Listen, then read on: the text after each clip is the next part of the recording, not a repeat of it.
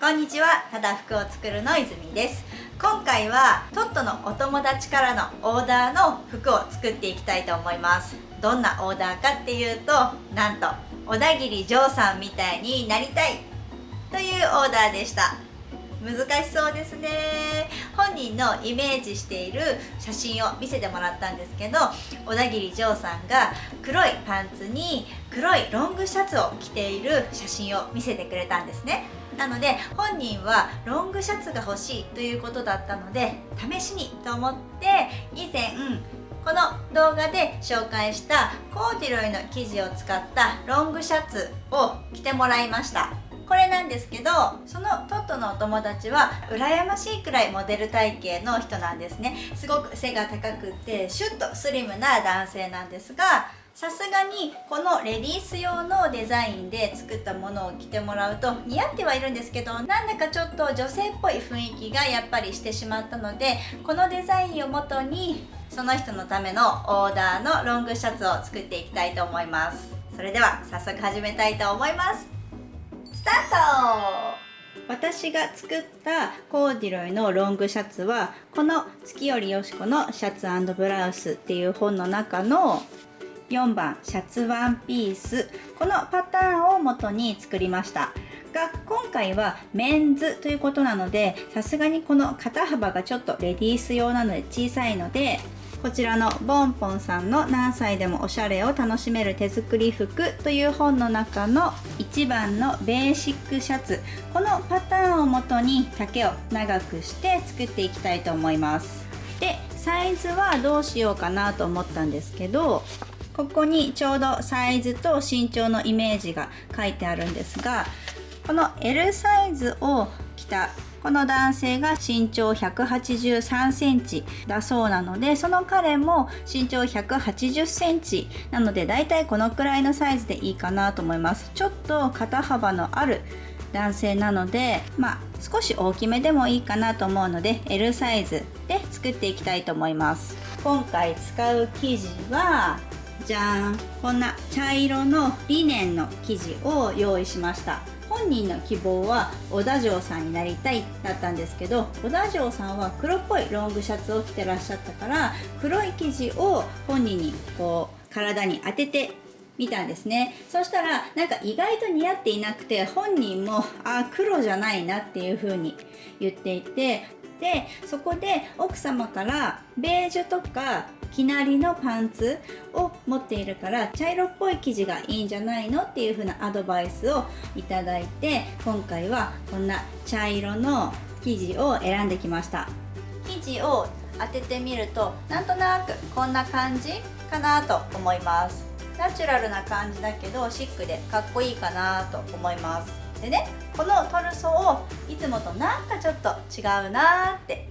気づいた方いらっしゃいますかね。ちょっと引きで見てみますね。わかります？ちょっといつもよりトルソーの背が高いんですよ。私が身長160センチくらい、今回洋服のオーダーをしてくれた男性の方が身長が180センチくらいということだったので、ロングシャツの丈の目安を見たり、あとは服を着せてみて雰囲気を見たりするように、その身長とだいたい同じ感じに揃えてみました。今回元にするパターンのシャツはロングの丈ではなかったですよね。なのでその本のパターンをそっくり写して、でこの後で丈を調整したいと思います。で今回の後ろ身ごろは実はヨークと後ろ身ごろが分かれているデザインになります。で元のパターンはここからここまでの長さなんですが、一応余分にこれだけ紙を付け足しておきました。今から長さの調整をしたいと思います。こんな感じでトルソーにヨークのパターンをピンで留めてみました。でこの後ろ身ごろの方の上にもちょっと縫い代分みたいな感じで残しておいて、ここにスッと入れてあげる。でちょっと後ろ中心で留めてみますね。でそうするとだいたいこのくらいの長さ、今これ私が着ているロングシャツ上に着せてみたんですけど、この長さと比べてみるとす裾の長さもちょっと長くなっていいんじゃないかな。実際に着てもらった時にもうちょっと長い方がいいねと思ったので、このくらいでいきますか。これで後ろ身ごろのパターンを作って、それに合わせて前身ごろのパターンも作っちゃいたいと思います。はい、こんな感じで超長い前身ごろと後ろ身ごろになりました。これを裁断していきたいと思います。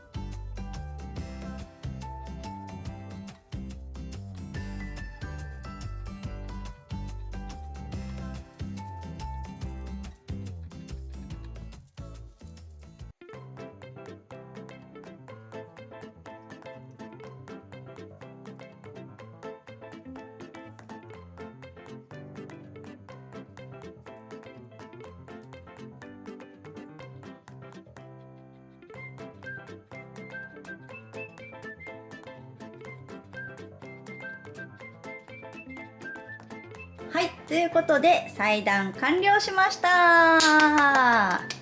大きかったからね、結構時間がかかりましたね。1個ずつ見ていきたいと思います。これが大襟で上襟、大襟と上襟は2枚ずつ作ります。で、両方とも接着芯を貼りました。ヨークが2枚で、カフスも2枚、カフスも接着芯を貼ってあります。そして袖、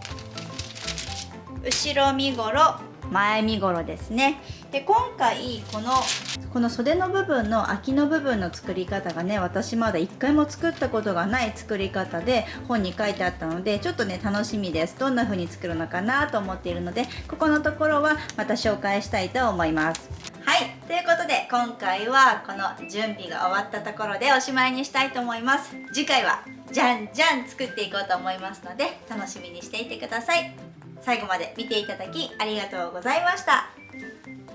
バイバイ。